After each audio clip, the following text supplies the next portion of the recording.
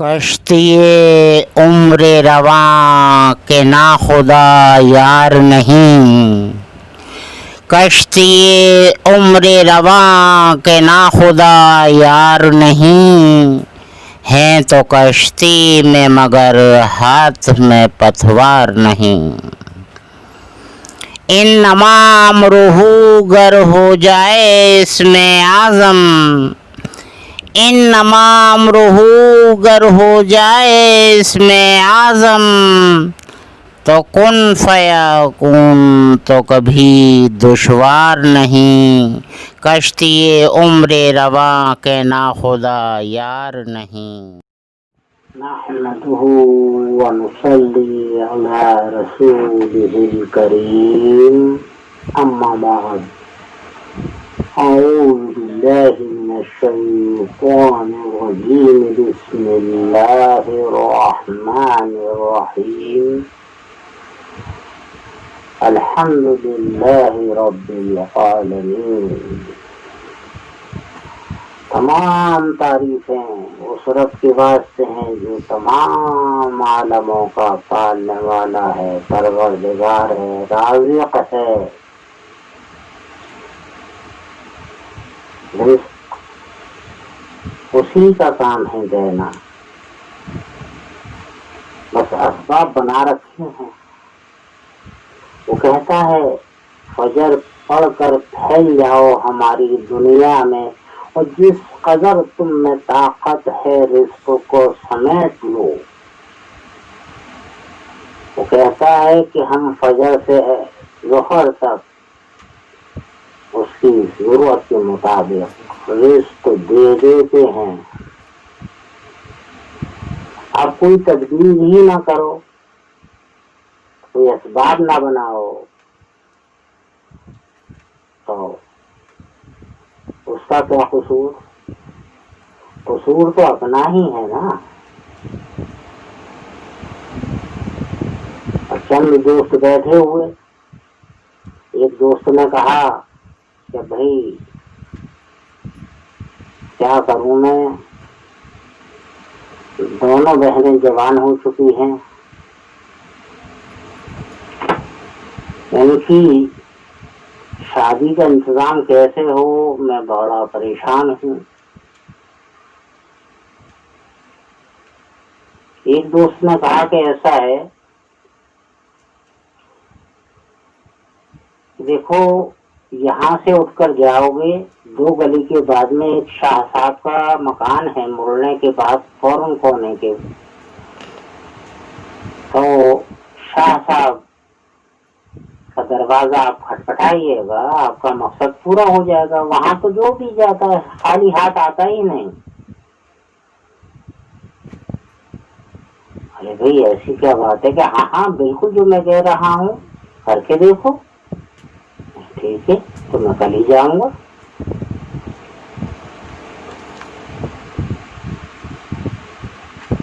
دوسرے روز پھر یہ لوگ جمع ہوتے ہیں، کہا کہ ارے بھائی کیا گئے تھے شاہ صاحب کے یہاں؟ ہاں، وہ 2 بہنوں والا شخص بولا کہ ہاں بھائی گیا تھا، صحیح پتہ بتایا تھا تم نے اور میں وہیں پہنچا تھا۔ تو پھر اب تو مقصد حل ہو گیا ہوا کہ نہیں؟ مقصد حل نہیں ہوا، خالی ہاتھ واپس آنا پڑا کہ نہیں بالکل غلط کہتے ہو، وہ شاہ صاحب تو کسی کو خالی جانے ہی نہیں دیتے۔ وہ شخص بولا دراصل بات یہ ہے کہ شاہ صاحب سے تو میری ملاقات نہیں ہوئی، کہ پھر ہاں میں دروازہ کھٹکھٹانے کو تھا تو شاہ صاحب کی آواز آ رہی تھی کہ اپنی شاید کہ ان کی بیوی تھی، ان سے جھگڑ رہے تھے۔ کیا جھگڑ رہے تھے؟ وہ کہہ رہے تھے کہ جب 4 لکڑیوں سے ہانڈی روٹی پک سکتی تھی تو 5ویں کیوں جلی؟ وہ اپنی شاید اہلیہ سے اس بات پر جھگڑ رہے تھے، تو میری ہمت کھٹکھٹانے کی نہیں ہوئی، میں واپس آ گیا۔ ارے بھائی یہ تم نے غلطی کی، ان کے دوستوں نے کہا یہ تم نے غلطی کی کہ واپس آ گئی۔ ارے دروازہ تو کھٹکھٹ نہیں بھائی، کیسے کھٹکھٹاتا؟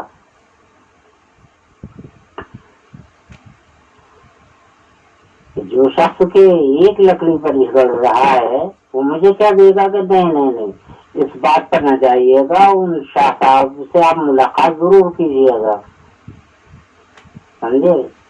کل جا کر آپ ملاقات کریں، انشاءاللہ آپ کا مقصد حل ہوگا۔ آپ ان کے عمل پر نہ جائیں، آپ اپنی ضرورت کو دیکھیں، جائیے شاہ صاحب سے کل ملاقات ضرور کیجیے۔ میں ٹھیک ہے میں کر لوں گا ہمت۔ جیسے میرا تو من نہیں ٹھک رہا ہے کہ شاہ صاحب کچھ کر سکتے ہیں، ایک لکڑی پر جھگڑنے والے شاہ صاحب کیا کر سکتے ہیں؟ خیر، دوسرے روز وہ شخص 2 بہنوں کا بھائی دروازے تک پہنچا ہی تھا کہ معلوم ہوا اندر سے آواز آ رہی ہے کہ جب 4 مرچوں سے ہانڈی پک سکتی تھی تو 6 مرچیں کیوں پڑی؟ 2 مرچیں بڑھتی کیوں ڈالی گئیں؟ 4 سے ہانڈی پک سکتی تھی تو 6 مرچوں کا خرچہ کیوں کیا؟ اور تو یہ صاحب الٹے کرو واپس، اور پھر رات دوستوں میں بیٹھتے ہیں کہ ہاں بھائی اب تو کام بن گیا ہوگا، کہ خاص کام بن گیا میرا۔ ارے بھائی تم ایسی جگہ کیوں بھیج رہے ہو، مجھ کو پریشان کر رہے ہو جہاں کے کوئی مقصد ہی نہیں حل ہو رہا ہے؟ کہ آج اب بھی کچھ ہوا کہ ہاں 2 مرچوں پر جھگڑ رہے تھے وہ، اب وہ کیا دیں گے کہ ایک لکڑی اور 2 مرچوں پر جھگڑ رہے تھے؟ ان سے تو کوئی امید نہیں کی جا سکتی کہ دیکھو شاہ صاحب کے بارے میں غلط نہ سوچو، آپ شاہ صاحب سے بات کرو، ان کے عمل پر نہ جاؤ، آپ شاہ صاحب سے بات کرو، ایسے ٹائم پر جاؤ ہی مت، صبح کے ٹائم میں جاؤ بھائی، کل صبح ضرور جانا، ایسے ٹائم پر مت جانا کہ وہ ہانڈی اور روٹی کے ٹائم پر۔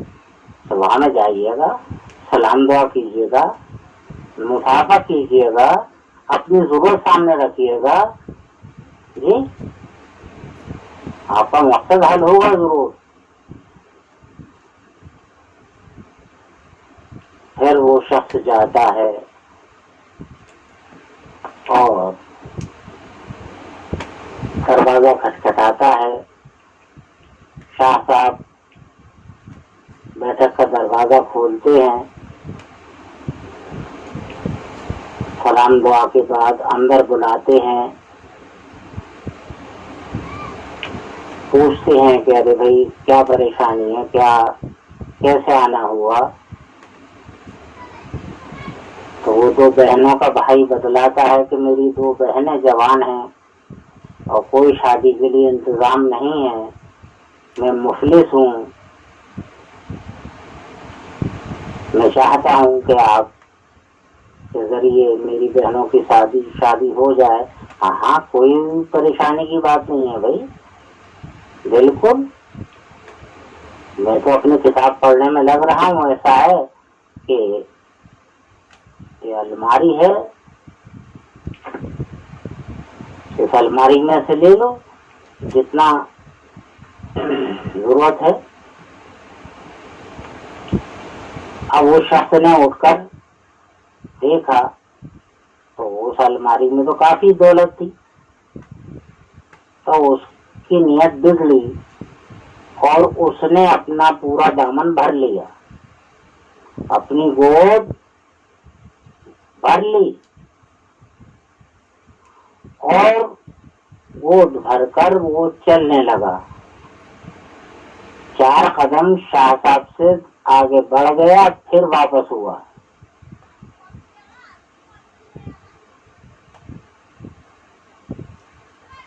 شاہ صاحب بولے کیا اب بھی کچھ کمی رہ گئی؟ شاہ صاحب تو اپنے حدیث وغیرہ میں مصروف تھے، بولے کیا کچھ کمی رہ گئی؟ کہا کہ ایک بات سمجھ میں نہیں آتی میری کہ میں چند روز پہلے آیا تھا تو میں دروازہ کھٹکھٹانے ہی والا تھا تو آپ کی آواز آ رہی تھی، نہ جانے آپ کی اہلیہ تھی یا کوئی اور، بارہا کہ ایک لکڑی پر صرف آپ جھگڑ رہے تھے کہ جب 4 سے کام چل سکتا تھا تو 5ویں کیوں جلی؟ میری ہمت نہیں ہوئی دروازہ کھٹکھٹانے کی اور میں واپس چلا گیا۔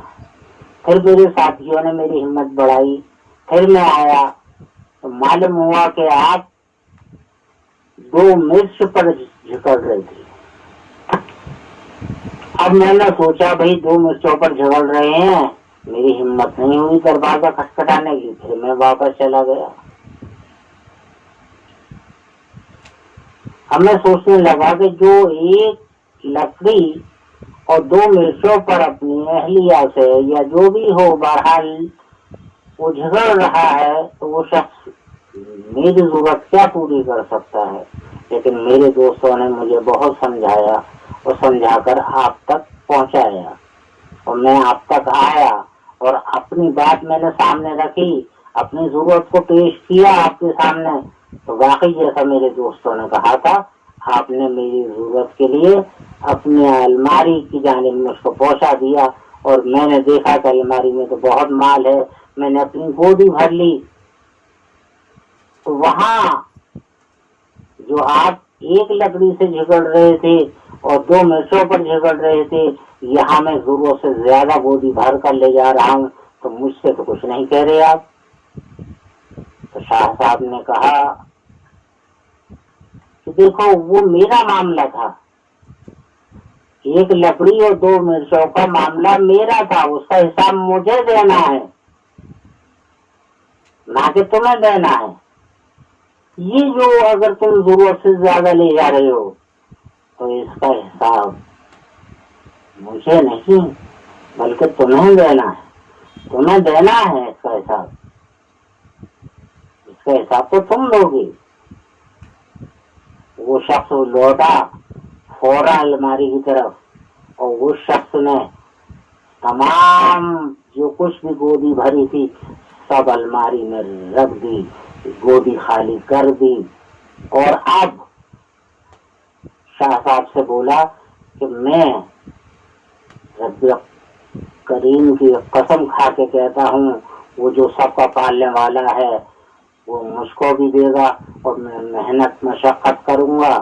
جب اس نے وعدہ کیا ہے دینے کا اور وہ مسبب الاسباب ہے تو میں اسباب کا استعمال کروں گا اور اپنی بہنوں کی شادی کروں گا۔ وآخر دعوانا ان الحمد للہ رب العالمین۔